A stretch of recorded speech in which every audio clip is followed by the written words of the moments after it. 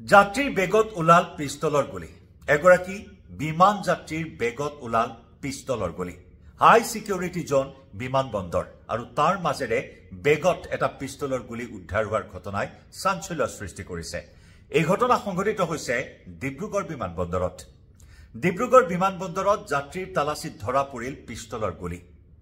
চিম্ভু দয়াল নামৰ এগৰাকী ব্যৱসায়ী এই ব্যৱসায়ীজনে ৰাজস্থানলৈ যাবলৈ আহিছিল আৰু ৰাজস্থানলৈ যাবলৈ অহা ব্যৱসায়ীজনৰ অৰ্থাৎ যাত্ৰীজনৰ বেগত তালাচীৰ সময়তে ধৰা পৰিল এটা পিস্তলৰ গুলি